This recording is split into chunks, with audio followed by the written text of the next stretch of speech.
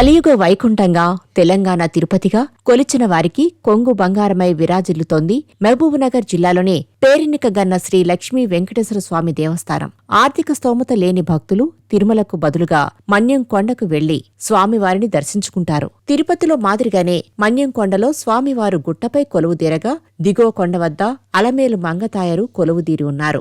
దేవస్థానం సమీపంలో మునులు తపస్సు చేసినందువల్ల మునులకొండ అని పేరు వచ్చింది. అదే కాలక్రమేణా మన్యం కొండగా మారింది. మహబూబ్ నగర్ నుంచి 17 కిలోమీటర్ల దూరంలో రాయచూర్ అంతర్రాష్ట్ర రహదారి పక్కన ఎత్తైన గుట్టలపై మన్యంకొండ దేవస్థానం కొలువుదీరింది. 600 సంవత్సరాల చరిత్ర గల ఈ దేవస్థానం దినదినాభివృద్ధి చెందుతూ భక్తుల పాలిట కల్పతరువుగా భాసిల్లుతోంది. దాదాపు 600 సంవత్సరాల క్రితం తమిళనాడులోని శ్రీరంగం సమీపంలో గల అళహరి గ్రామ నివాసి అళహరి కేశవయ్య కలలో శ్రీనివాసుడు కనిపించి కృష్ణానది తీర ప్రాంతంలో గల మన్యంకొండపై తాను వెలసి ఉన్నానని, కావున నీవు వెంటనే అక్కడికి వెళ్లి నిత్య సేవా కార్యక్రమాలను నిర్వహించాలని ఆదేశించి అంతర్ధానమయ్యారట. దాంతో అళహరి కేశవయ్య తమ తండ్రి అనంతయ్యతో పాటు కుటుంబ సభ్యులతో కలిసి మన్యంకొండ సమీపంలో గల కోటకదిరిలో నివాసం ఏర్పరచుకుని గుట్టపైకి వెళ్లి సేవ చేయడం ప్రారంభించారు. కేశవయ్య దక్షిణాది గల అన్ని దివ్యక్షేత్రాలు తిరిగి తరించడం ప్రారంభించారు. అందులో భాగంగానే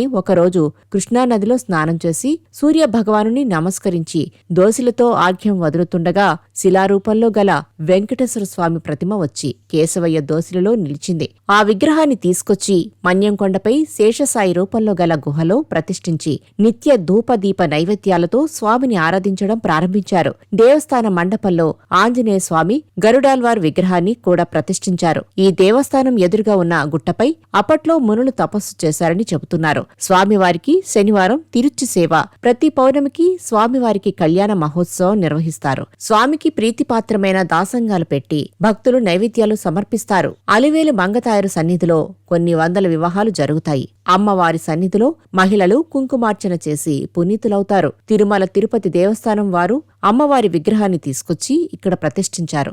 ఆగమ శాస్త్రం ప్రకారం రోజూ దేవస్థానంలో పలు ఆరాధనా కార్యక్రమాలను నిర్వహిస్తున్నారు. ప్రతి ఏడాది పాల్గొన్న ద్వాదశి రోజు అమ్మవారి ఉత్సవాలను వారం రోజుల పాటు ఘనంగా నిర్వహిస్తారు. హైదరాబాద్ నుంచి నేరుగా మన్యంకొండకు ఎక్స్ప్రెస్ ఆర్టీసీ బస్సులు ఉన్నాయి. కర్నూలు నుంచి వచ్చే భక్తులు జడ్చర్లలో దిగి మహబూబ్ నగర్ మీదుగా మన్యంకొండకు చేరుకోవచ్చు.